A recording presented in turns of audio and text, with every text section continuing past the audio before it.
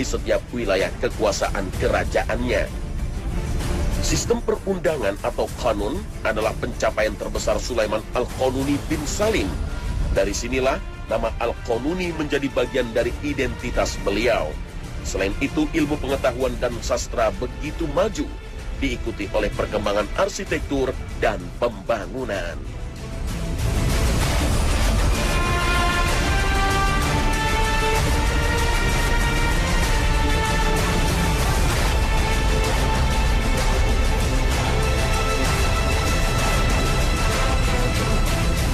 Ayahanda Sulaiman Al-Qanuni bin Salim adalah Sultan Salim pertama.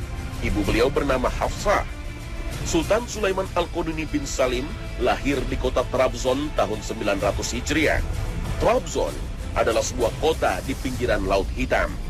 Kelahiran Raja Turki Utsmani yang terbesar ini bertepatan dengan tahun 1495 Masehi. Saat Sulaiman Al-Qanuni bin Salim lahir, sang ayah menjabat sebagai amir di daerah Trabzon. Sultan Salim pertama memberikan perhatian yang begitu besar pada putranya ini. Semenjak belia, Sulaiman Al-Qanuni bin Salim mendapatkan pendidikan yang membuatnya mencintai ilmu pengetahuan, dunia sastra, serta mencintai ulama, para ahli fikih, dan sastrawan. Tatkala Sultan Salim pertama wafat pada 9 Syawal 926 Hijriah atau 22 September 1520 Masehi, Sulaiman diangkat menjadi raja yang baru menggantikan ayahnya. Sebagai pemegang amanah utama segala urusan negara, kedudukan Sulaiman Al-Qanuni bin Salim memainkan peranan utama dalam dunia politik. Saat naik tahta, beliau menyampaikan sebuah pidato pertama yang mengguncang dunia. Karena di saat pelantikannya, Sulaiman Al-Qanuni bin Salim membuka khutbahnya dengan membaca surah An-Naml ayat ke-30. Innahu min Sulaiman wa innahu bismillahirrahmanirrahim. Selama masa pemerintahannya, Sultan Sulaiman Al-Qanuni bin Salim benar-benar total memenuhi hari-harinya untuk bertanggung jawab sebagai kepala negara. Di awal pemerintahannya, ia berhasil memperluas pengaruh kerajaan. Pasukannya berhasil mengalahkan pihak asing yang hendak mencampuri urusan kerajaan. Sultan Sulaiman Al-Qanuni bin Salim mampu menertibkan wilayah yang hendak melepaskan diri dari otoritas Turki Utsmani. Para musuh politiknya mengira dengan kondisi usia Sultan Utsmani Al-Qanuni bin Salim yang masih sangat muda, yaitu 26 tahun, menjadikannya lemah. Dan ini merupakan kesempatan yang tepat untuk mewujudkan ambisi dan keinginan mereka untuk memberontak. Ternyata, hal itu tidak semudah seperti yang mereka sangka. Di usia belianya, Sultan Sulaiman Al-Qanuni bin Salim telah memiliki kekuatan dan kematangan dalam memimpin negara dan bangsanya. Sultan Sulaiman Al-Qanuni bin Salim berhasil memadamkan api pemberontakan yang dikobarkan oleh Janbirdi Al-Ghazali di Syam, lalu Ahmad Basha di Mesir, dan seorang berakidah Syiah yang bernama Qulandar Jalabi di daerah Konya dan Kahraman Maras. Qulandar berusaha menguasai kerajaan Turki Utsmani yang berakidah Ahlus Sunnah wal Jamaah sesuai akidah Sulaiman Al-Qanuni bin Salim. Dalam proses revolusi dan pemberontakannya, Qulandar mengerahkan 30.000 pengikutnya. Mereka berupaya untuk menggulingkan dan melengsarkan Sultan Sulaiman Al-Qanuni bin Salim dari tahta kerajaan, serta mengganti akidah kerajaan dari Ahlus Sunnah wal Jamaah menjadi Syiah.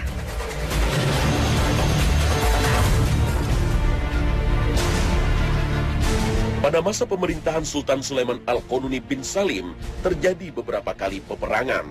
Hal tersebut berkonsekuensi menjadikan wilayah kekuasaan kerajaan Utsmani menjadi kian luas hingga mencapai Eropa, Asia, dan Afrika.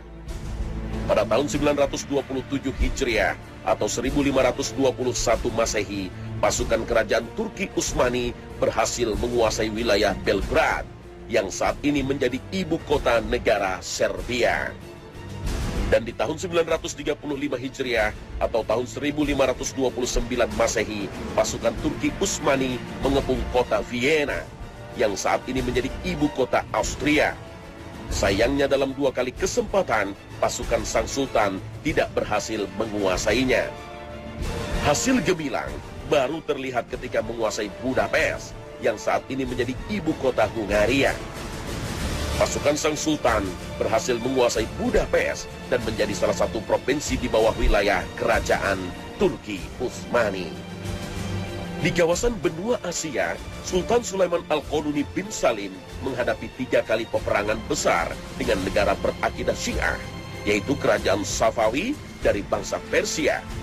Peperangan antara kekhalifahan Turki Utsmani dengan kerajaan Safawi dimulai pada tahun 941 Hijriah atau pada masa 954 Masehi. Keberhasilan pasukan Turki Utsmani mengalahkan kerajaan Safawi mengakibatkan Irak menjadi bagian dari Daulah Utsmaniyah. Di tahun 995 Hijriah atau tahun 1548 Masehi, Tabriz yang masuk dalam wilayah kedaulatan negeri Iran menjadi bagian dari Utsmani. Dan pada tahun 1555 Masehi, Sultan Sulaiman Al-Qanuni bin Salim berhasil memaksa Shah Tahmasp pertama yang menjadi Raja Iran mengikat perjanjian perdamaian, sekaligus menjadikan Utsmani berkuasa penuh atas Ariwan, Tabriz, dan Anatolia. Sultan Sulaiman Al-Qanuni bin Salim juga menghadapi Portugal di Samudra Hindia dan Teluk Arab. Dan pada tahun 1546 Masehi, Yaman, Oman, Ahsa, dan Qatar menjadi provinsi di bawah kekuasaan Daulah Utsmani.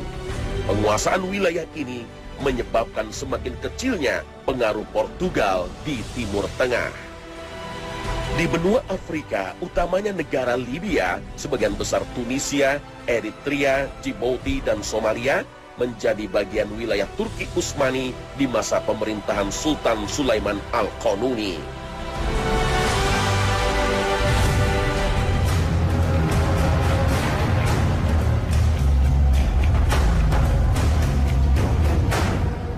Pada masa Sultan Sulaiman Al-Qanuni bin Salim, kekuatan maritim pun kian diperkokoh. Panglima Angkatan Laut di masa kerajaan di masa pemerintahan Sultan Sulaiman Al-Qanuni bin Salim adalah Khairuddin Barbarossa. Dialah laksamana terkuat pada zaman itu yang menjaga wilayah kekuasaan Islam Turki Utsmani dari gangguan negeri Portugal. Laksamana Barbarossa adalah seorang panglima Angkatan Laut Utsmani yang tangguh. Ia berhasil menguasai pantai Spanyol dan menghancurkan Angkatan Laut pasukan Salib di Laut Mediterania. Laksamana Khairuddin Barbarossa memiliki peranan yang signifikan dalam membantu Sultan Sulaiman menghadapi orang-orang Spanyol. Beliau adalah penyelamat ribuan Muslim Spanyol dari kekejaman bangsa Kristen Eropa.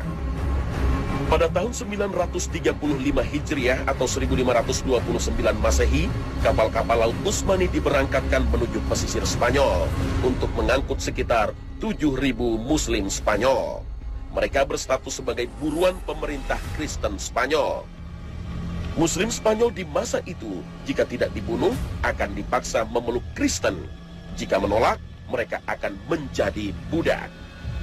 Sultan Sulaiman Al-Qanuni bin Salim juga mempercayakan Laksamana Khairuddin Barbarossa untuk menghadapi serangan orang-orang Spanyol di Laut Mediterania.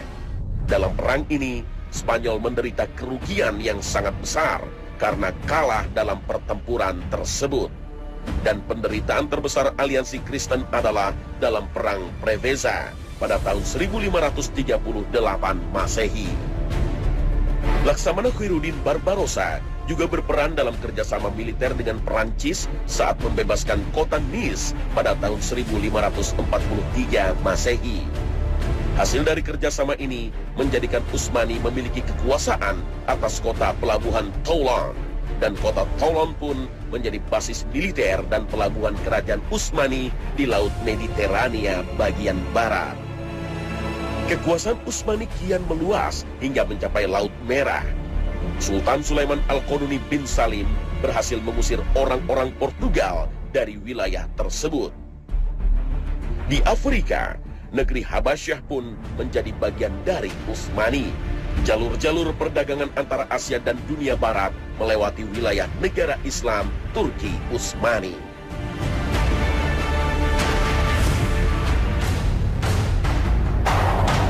Pengaruh kerajaan Turki Utsmani bukan hanya pada perluasan wilayah keislaman semata, namun juga pada perkembangan peradaban. Selain sebagai kepala negara, sesungguhnya Sultan Sulaiman Al-Qanuni adalah penjaga dua kota suci, Makkah dan Madinah Al-Mukarramah ketika itu.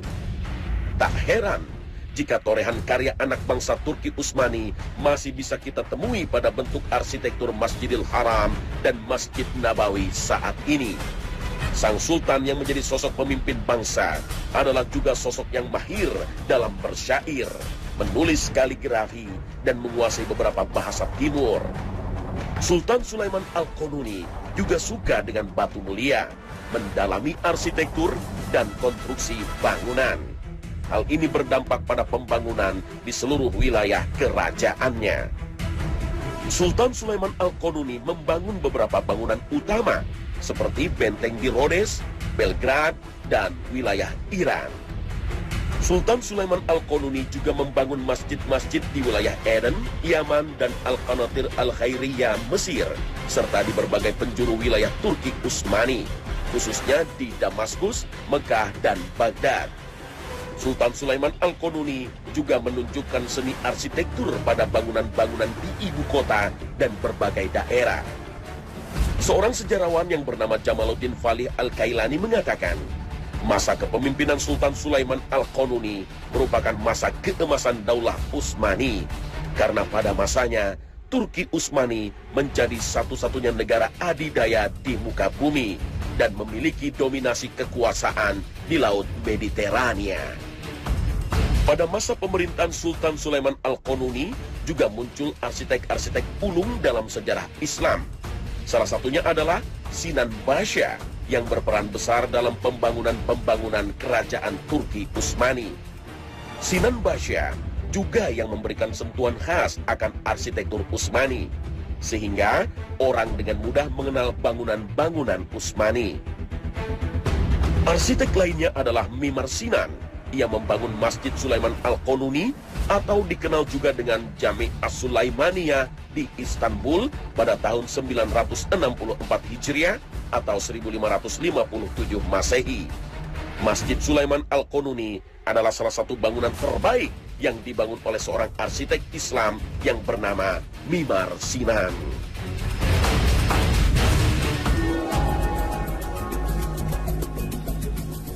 Luasnya wilayah kekuasaan, tingginya peradaban yang diciptakan, ternyata belum mampu mengalahkan satu-satunya peninggalan Sultan Sulaiman Al-Qanuni sebagai warisan dunia Islam, yaitu menyusun tata perundangan. Dengan cara berdiskusi bersama Syekh Abu As-Sud Effendi, Sultan Sulaiman Al-Qanuni berusaha agar tata perundangan yang beliau rancang tidak melenceng dari garis-garis yang dibataskan syariat Islam. Undang-undang tersebut dikenal sebagai Kanun Namuhu Sultan Sulaiman. Dalam bahasa Indonesia, ini berarti Undang-Undang Sultan Sulaiman. Undang-undang yang ia susun ini diterapkan hingga abad ke-13 Hijriah atau abad ke-19 Masehi. Karena konsistensi Sultan Sulaiman Al-Qanuni dalam menerapkan undang-undang yang beliau susun mendapat julukan Al-Qanuni. Sejatinya, berbagai gelar sematan bangsa Eropa kepada Sultan Sulaiman Al-Qanuni seperti The Magnificent atau The Great tidak memiliki pengaruh dan kesan yang mendalam dibanding gelar Al-Qanuni, karena gelar ini menunjukkan keadilan sang sultan dalam memerintah. Masa Turki Utsmani pada saat Sultan Sulaiman Al-Qanuni memerintah menjadi zaman keemasan, karena luasnya wilayah kekuasaan Turki Utsmani seimbang dengan kesempurnaan administrasi pemerintahan dan tegaknya syariat Islam berdasarkan Al-Quran dan Hadits.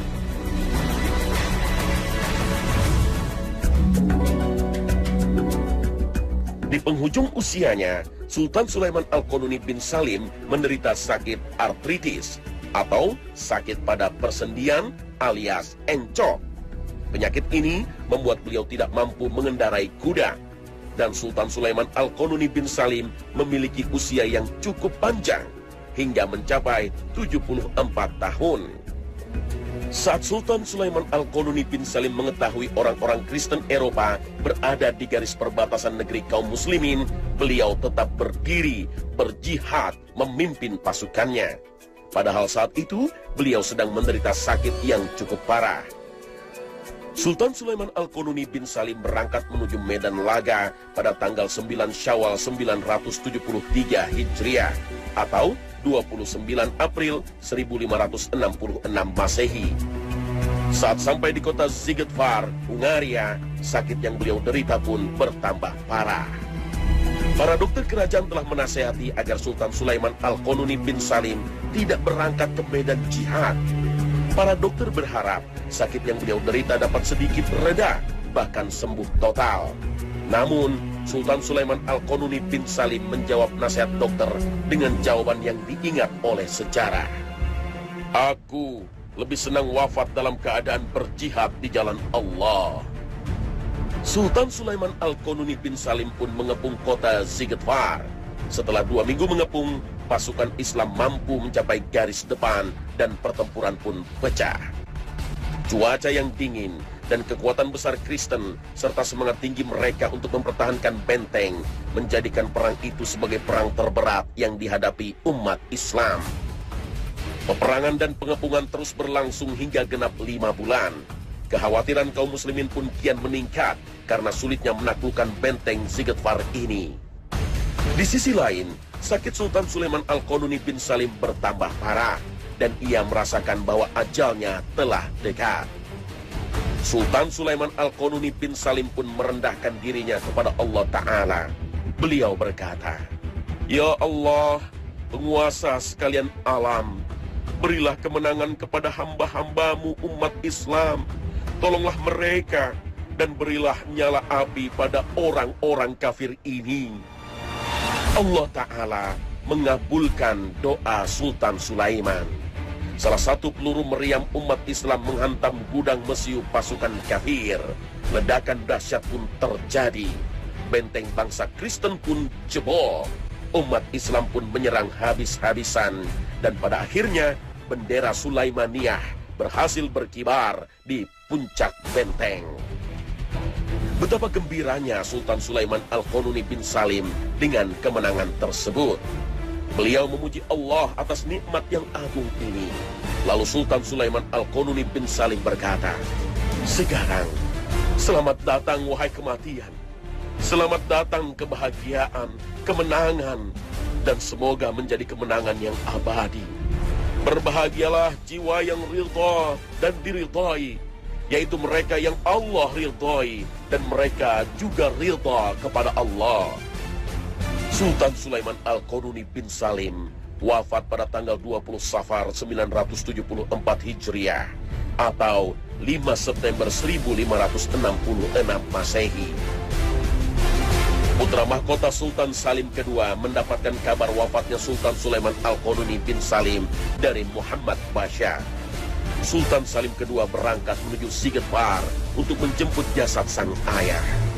Ia membawanya kembali menuju Istanbul. Bagi barisan umat muslim, hari itu adalah hari yang penuh duka cita.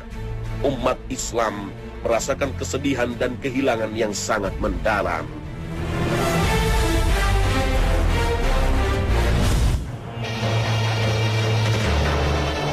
Pemirsa, semoga kisah Sulaiman Al-Qanuni bin Salim yang kami sajikan hari ini bermanfaat banyak bagi Anda.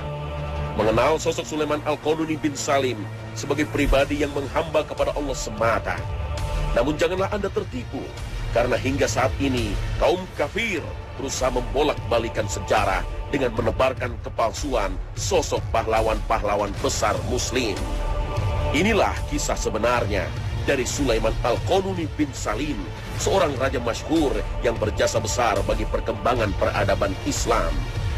Pemirsa, upaya bangsa kafir memutarbalikkan sejarah terus berkembang. Tidak hanya kisah Sulaiman Al-Qanuni bin Salim yang hancur dan diputarbalikkan. Pemimpin besar muslim lainnya, Muhammad Al-Fatih, juga dilecehkan menjadi seorang vampir.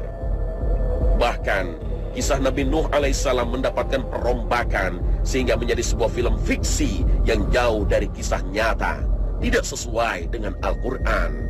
Dan kini, Nabi Musa alaihissalam juga menjadi sasaran pencitraan fiksi atas perjuangan dakwah dari seorang nabi utusan Allah. Saat ini, sebagai sebuah bangsa, kita harus kritis. Penayangan kisah Sulaiman Al-Qununi bin Salim hari ini bukan untuk membangkitkan euforia Islami di masa lalu. Khazanah menayangkan kisah Sulaiman Al-Qununi bin Salim untuk menjadikan kita belajar sejarah peradaban Islam dengan sebenar-benarnya.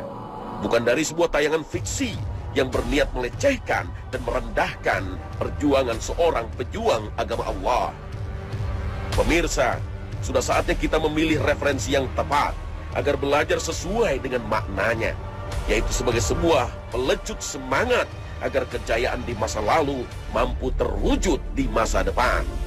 Bangsa Muslim Indonesia harus belajar banyak dari sejarah dari era dakwah Rasulullah Sallallahu Alaihi Wasallam hingga ke masa kekhalifahan Islam.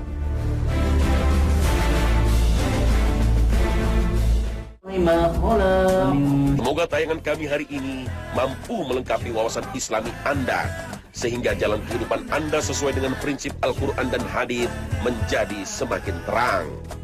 Mengenal Sang Sultan Sulaiman, pahlawan Islam pada era 1900 dengan fakta yang benar dan membanggakan umat Islam. Akhir kata, wassalamualaikum warahmatullahi wabarakatuh.